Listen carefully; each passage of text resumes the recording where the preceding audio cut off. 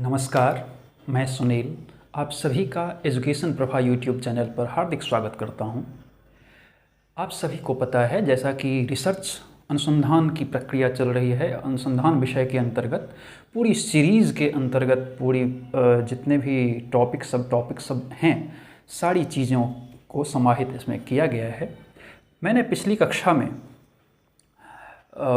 आपको टेक्निक्स बताए थे और मैंने बताया था कि टाइप्स ऑफ सैम्पलिंग कितने प्रकार के होते हैं। तो उसमें दो प्रकार मैंने बताया था, एक संभाव्य प्रतिदर्श और एक असंभाव्य प्रतिदर्श, जिसको कि प्रोबेबिलिटी सैम्पलिंग कहते हैं और नॉन प्रोबेबिलिटी सैम्पलिंग कहते हैं।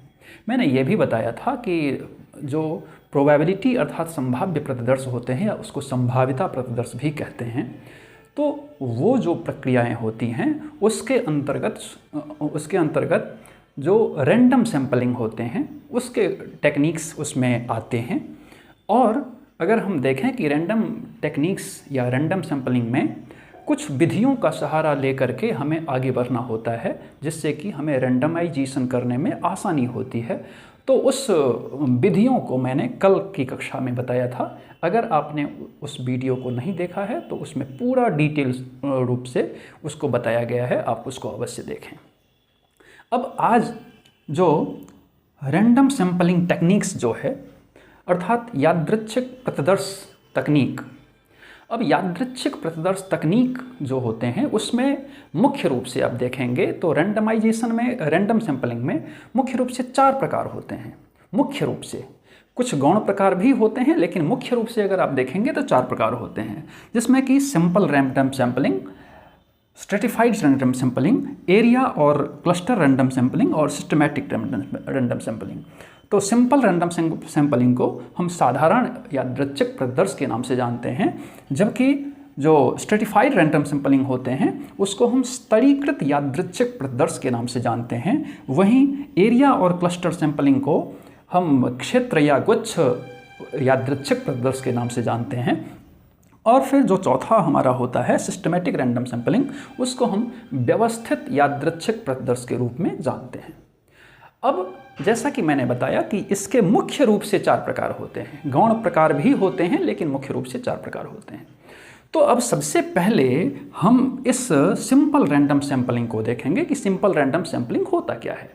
तो सिंपल रैंडम सैम्पलिंग हम उसको कहते हैं, साधारण यादृच्छिक प्रतिदर्श हम उसको कहते हैं, जिस जनसंख्या की इकाई में से न्यादर्श के रूप में प्रत्येक सदस्यों के चुने जाने की संभावना बराबर बराबर होती है।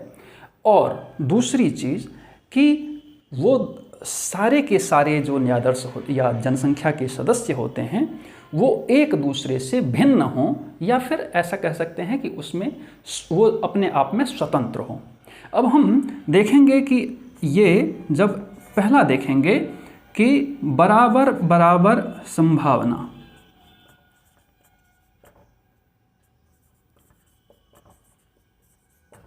बराबर बराबर संभावना, और दूसरा हम देखेंगे कि स्वतंत्र।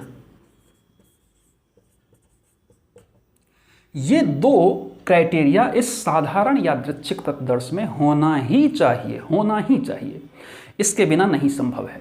अर्थात मतलब ये है कि जब भी हम साधारण यादृच्छिक प्रतिदर्श या सिंपल रैंडम सैम्पलिंग की बात करते हैं तो जितने भी जनसंख्या होती है हमारी, उसमें उस पूरी जनसंख्या को हम क्या करते हैं, बराबर बराबर संभावना, सबके साथ जो भी हमारे पास पॉपुलेशन है सबके चुने जाने की एकदम बराबर संभावनाएं होती हैं। जैसा कि विधियों के द्वारा मैंने बताया भी था आपको कि सब में इसमें बराबर संभावनाएं होती हैं।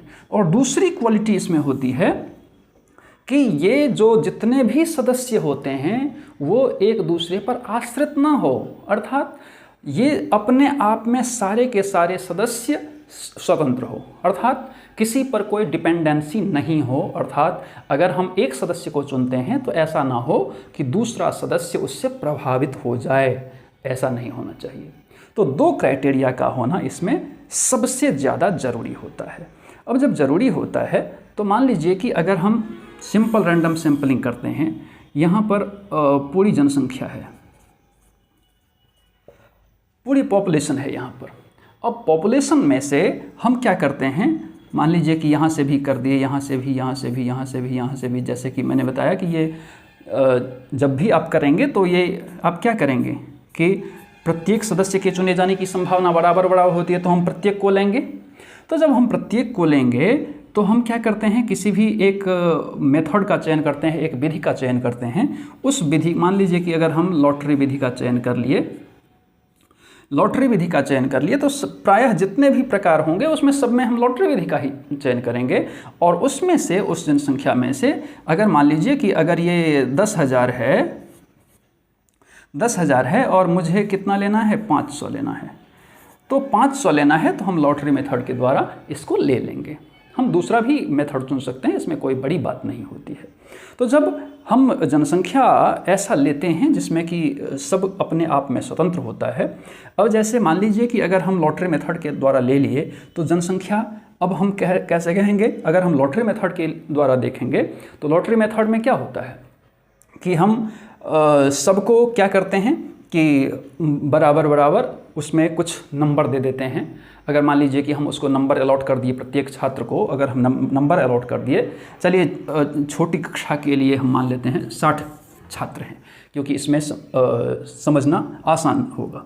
तो अगर 60 लोगों की कक्षा है, 60 बच्चों की कक्षा है, उसमें से मुझे अगर 10 को सेलेक्ट करना है न्यादर्स के रूप में, तो हम क्या करेंगे, लॉटरी मेथड के द्वारा हम अगर 30 भागों में भी बांट सकते हैं या फिर और भी ज़्यादा भागों में, मतलब इससे कम भी भागों में बांट सकते हैं, वो हमारे ऊपर डिपेंड करता है।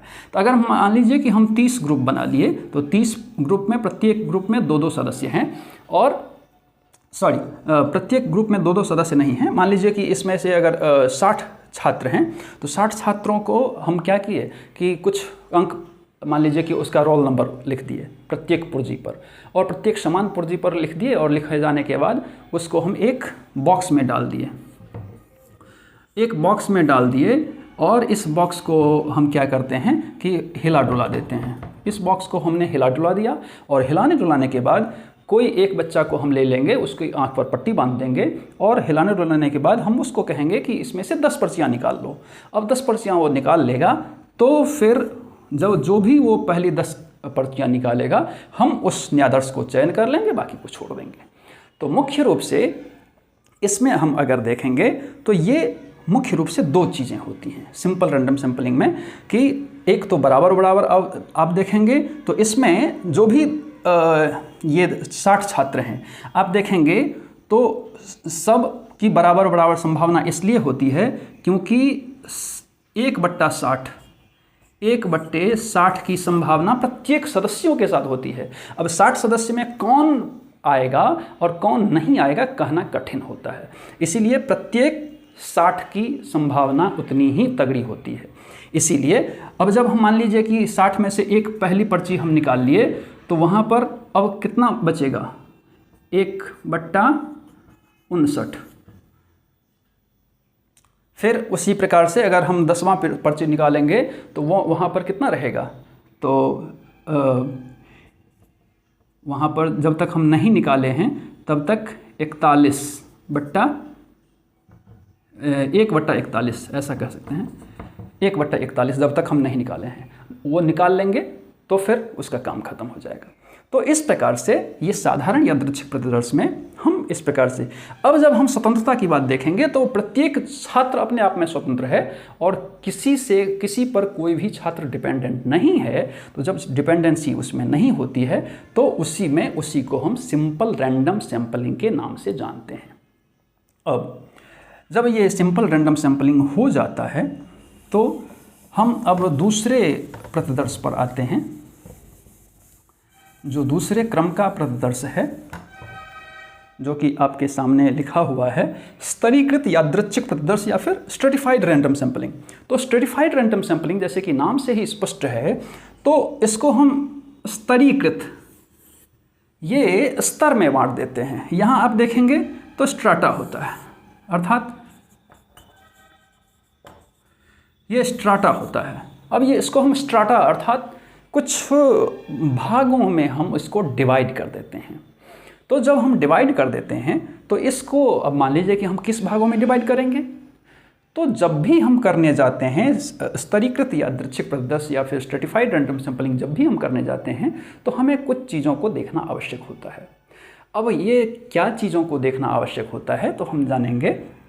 तो सबसे पहले हम ये देखते हैं कि हम इसकी जो ये पूरा ग्रुप है अर्थात जो हमारा पॉपुलेशन है, क्योंकि हमें पॉपुलेशन से ही निष्कर्ष का चयन करना है, तो जो हमारा पॉपुलेशन है उसमें उसके गुणों, उसके दोषों, उसके योग्यताओं, उसकी दक्षताओं, उसके संभावनाओं, मतलब बहुत सारे लिंगी विभेदों, बहुत सारे अलग अलग आधार पर हम किस प्रकार से उसका डिस्ट्रीब्यूशन कर सकते हैं, उसको अलग अलग भागों में डिवाइड कर सकते हैं। तो इसको जब हम देखते हैं तो इसमें आप दो चीज़ देखेंगे कि इसको हम क्या करते हैं, पहले ग्रुप में डिवाइड कर दिए। मान लीजिए कि एक कक्षा है, इसमें 30 बच्चे हैं। अब 30 बच्चे हैं, इसमें मान ली चलिए 60 बच्चे हैं। अब 60 बच्चे हैं और हमें क्या करना है कि इसको भागों में बांट देना है। तो एक सिंपल हमारे पास आ जाता है कि अगर 60 बच्चे हैं तो हम उसको क्या करें, लिंगीय विभेद के नाम पर उसको बांट दें। अब लिंगीय विभेद के नाम पर अगर हम उसको बांट देते हैं तो इसका स्तर कितना हो जाएगा, 2 स्तर हो जाएगा। एक हो जाएगा बॉयज़ और एक हो जाएगा गर्ल्स। तो जब बॉयज़ और गर्ल्स हो जाएगा, मान लीजिए कि इसकी संख्या जो है वो 60 है और इसकी संख्या कितनी है, इसकी संख्या मान लीजिए इसकी संख्या कितनी है, तो अगर 60 है टोटल 100 मान लीजिए, चलिए 100 मान लेते हैं, तो इसकी संख्या 60 है, इसकी संख्या 40 है। तो 100 की कक्षा में अगर हमारे पास बॉयज़ 60 हैं और अगर गर्ल्स हमारे पास 40 हैं, तो हम क्या करेंगे, तो हम जो करेंगे इसमें 2 भागों में, जैसे कि मैंने बताया कि इसको बांट दिए सबसे पहले उसके गुणों दोषों आधार पर। अब देखेंगे कि तो आप कह सकते हैं कि सर क्या हम इसको केवल इसी आधार पर बांट सकते हैं? नहीं, बिल्कुल भी नहीं। इसको बहुत अलग अलग चीज़ों के नाम पर, जैसे कि मान लीजिए कि अगर आपको बांटना है प्रतिभाशाली, सामान्य, मंद, ये सब इसका आधार आप ले सकते हैं। ये सब बहुत सारे आधार, उसके योग्यता, उसकी दक्षता, उसके गुणों, उसके दोषों के आधार पर आप बांट सकते हैं। मैंने अगर 2 आधार पर बांटा है तो इसमें 60 और 40 का रेशियो है। तो 60-40 का रेशियो है, तो इसमें हम देखेंगे अगर हमने ऐसा किया कि हमने बांट दिया इसको कि इसमें से भी मैंने कितना ले लिया, मान लीजिए कि मुझे कितना लेना है, मुझे 20 लेना है। टोटल न्यादर्स की संख्या मुझे कितना लेना है, 20 लेना है। अब 20 लेना है तो हमने इसमें से भी 10 ले लिया और इसमें से भी 10 ले लिया। अब इसमें से भी 10 ले लिया और इसमें से भी 10 ले लिया, तो क्या होगा, तो आप ये देखेंगे कि इसमें से जब हम 10 ले लिए और इसमें से 10 ले लिए, तो क्या अगर 10 लेने से बॉयज़ जो हैं उसके संख्या को पूरे तरीके से प्रतिनिधित्व करता है ये 10 बच्चा? तो आप कहेंगे कि नहीं करता है। और अगर हम गर्ल्स को देखेंगे तो अगर बॉयज़ की तुलना में हम बात करें तो गर्ल्स ज़्यादा प्रतिनिधित्व कर रही हैं अपेक्षाकृत बॉयज़ के। तो जब बॉयज़ की अपेक्षा में गर्ल्स ज़्यादा प्रतिनिधित्व करती हैं तो उसको हम क्या करते हैं, तो समानुपातिक और असमानुपातिक उसको कह देते हैं। अब जैसे अगर इसको मान लीजिए कि अगर हम 10-10 का रेशियो ले लेते हैं तो इसको हम क्या कहेंगे, असमानुपातिक,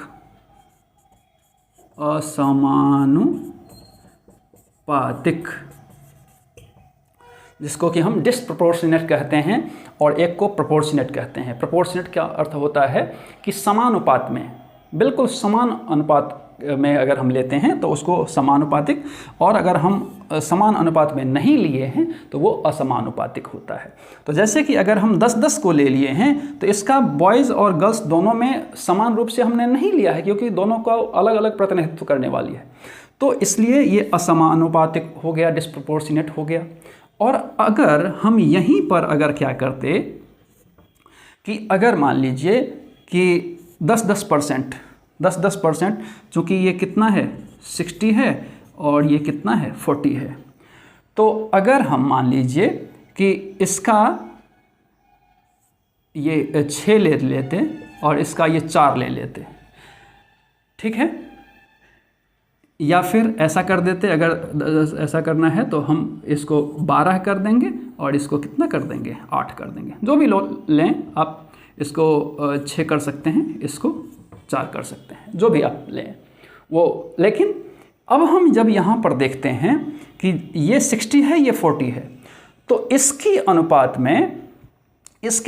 में क्या है, ये बिल्कुल समान प्रतिनिधित्व कर रहा है, बॉयज़ का भी और गर्ल्स का भी। अर्थात इससे जब हम 6 या 12 लिए हैं तो 6 दहन 60, अर्थात 10% हम यहाँ पर ले लिए हैं, या अगर हम 20% ले रहे हैं तो यहाँ पर हम 20% ले लिए हैं बॉयज़ में से भी, और 20% या 10% यहाँ पर गर्ल्स में से भी। तो जब हम इसके द्वारा चुनते हैं तो इसको भी हम कैसे चुन लेते हैं, तो इसको भी हम क्या करते हैं, तो किसी भी एक रैंडम विधियों का चयन कर लेते हैं। मान लीजिए कि हम फिशबॉल ड्रॉ ले लेते हैं, फिशबॉल ड्रॉ के हिसाब से हम इसका रैंडमली इसका चयन कर लेते हैं, तो वो क्या कहलाता है, तो ये समानुपातिक कहलाता है। क्या कहलाता है, समानुपातिक। ये समानुपातिक कहलाता है, इसको हम प्रोपोर्शनेट कहते हैं। तो ये प्रोपोर्शनेट हो गया, प्रोपोर्शनेट का उदाहरण हो गया, क्योंकि इसको हम क्या किए हैं, ये 10% या 20%, इसको हम उल्टा लिख दिए हैं। तो चलिए इसको ऐसा कह सकते हैं, 20% और 10%, इसको भी हम 20% या 10% में डिवाइड कर दिए हैं, बांट दिए हैं। तो जब हम 10%, लेकिन दोनों को हम इक्वल भागों में बांटे हैं, जितना हम क्रमशः इससे परसेंटेज लिए हैं उतना ही हम इसका परसेंटेज लिए हैं, इसीलिए दोनों में समान अनुपात हमने लिया है, समान रेशियो के आधार पर लिया है, इसीलिए हम इसको समानुपातिक या प्रोपोर्शनेट कहते हैं। और जब हम यहाँ पर अपने मन से 10-10 या 20-20 अगर इसमें से ले लेते हैं तो इसको हम असमानुपातिक या डिस्प्रपोर्शनेट स्तरीकृत यादृच्छिक प्रतिदर्श के नाम से जानते हैं। तो और भी जो 2 बचे हैं, तो चूँकि ये कक्षा काफ़ी लंबी हो जाएगी, तो इसलिए हम अगली कक्षा में आपको उसके बारे में भी संपूर्ण जानकारी देंगे। और आप सभी लोग देख रहे हैं एजुकेशन प्रभा यूट्यूब चैनल, आपको अगर इसमें जानकारी अच्छी लगती हो तो आप सभी लोग सब्सक्राइब करें, लाइक करें, शेयर करें और बेल आइकन को ज़रूर प्रेस कर दें, ताकि सारे वीडियोज़ आपके पास आते रहें। धन्यवाद।